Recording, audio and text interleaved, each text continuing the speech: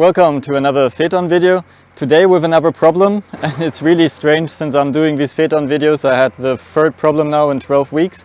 First it was the power steering, which was quite an easy fix because I just took such a replacement hydraulic hose from a digger.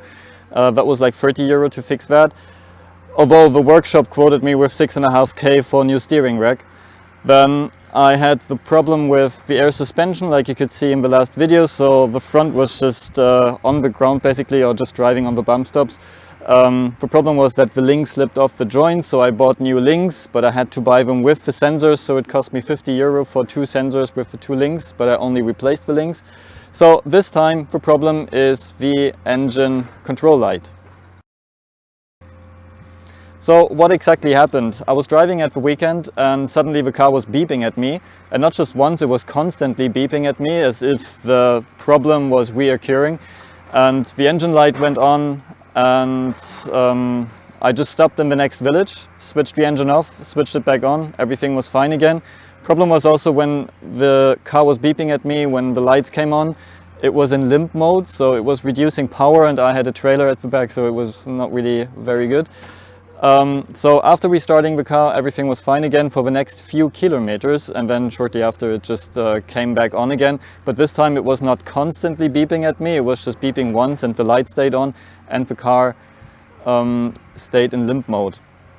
So I restarted it again, then only the engine control light stayed on and the car was not in limp mode anymore, so I could drive normally, I could still do what I wanted to do at this day. And I want to show you what the issue is, because of course if the car is in limp mode and if you are driving with reduced power, especially with a trailer, it's a huge problem. So I'm going to show you what the reason for that was and how I could easily fix that.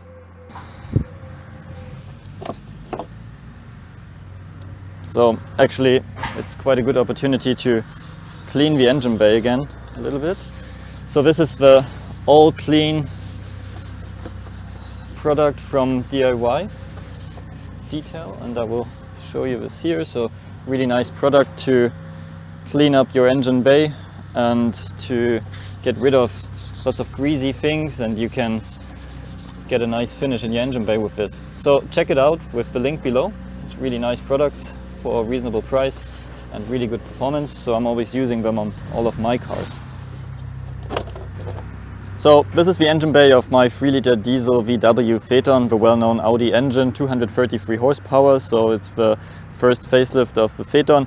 And when I connected the laptop to the car, it said that the intake flaps are stuck. It didn't really tell me which ones. So you can see the air intake is this one here. So it's coming here from the intercooler, and then it goes to each bank, bank 1, bank 2. It doesn't really tell me which one, but if we take a closer look at this, you can see these two actuators, which are actually the same, just turned around for the other side. And you can see someone was already writing on here. This one looks fine. And so my guess was already maybe it is over here. The cool thing is also you can reach it very easily. So you can see this here is the actuator. So there's the link. I'm going to show you this here. You can see that it's rotating this thing at the bottom. Let's see if you can see this better here. So you can see how this link is rotating the lever at the bottom as well. So this one is definitely not stuck. It's fine. It works perfectly. It's just possible that it's dirty inside, but the Phaeton said it's stuck, and the Phaeton usually tells you the truth, so this is definitely not stuck. On the other side, actually, it's the other way around, so we have to move it in this direction. You can already see that the link looks different. So it's a very different link compared to the other side. Instead of this being around the ball joint, this is like a straight joint, and then you have one metal link here instead of this plastic cap.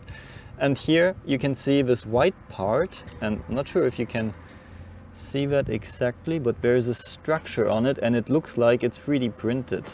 So it looks like someone already fiddled around with that before I bought the car.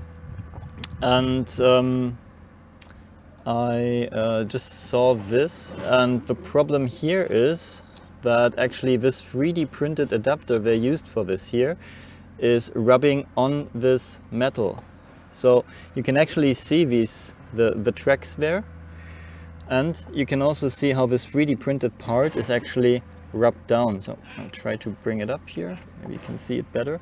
So this is straight at the side instead of round, so I guess they 3D printed it round, but this is straight. So I could see that this is constantly grinding on that metal case. So like you can see here, it's getting really close. And I guess that sometimes the car cannot get these flaps into the position that it wants it to be quick enough. And that is the whole reason I got this problem. So what I did now was, first of all, the quick fix was I was rubbing this thing a little bit down, so this 3D printed plastic part down, so it doesn't rub there anymore. Additionally, I greased it a little bit, so in case, because of heat or something, it should expand and it would touch it again. It would easily slip on this, so it wouldn't be stuck anymore. And the long-term fix is that I will get new links for this. And on the other hand, I think we would just take this intake apart and then just clean everything, check everything, and then also change this to the original setting with the original link. There are some other things to note when you're looking at this engine bay. Of course, it's a car with 300,000 kilometers, so everything is quite dirty and used. But you can also see that a few things are not original. This thing broke off. Here is some tape, here is some cable tie, here is some tape.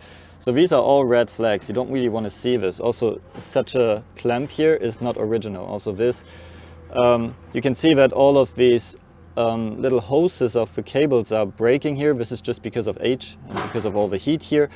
So you can expect to get some problems with cables over time. So you can also see the same here. If you see an engine bay like this, you should be really careful.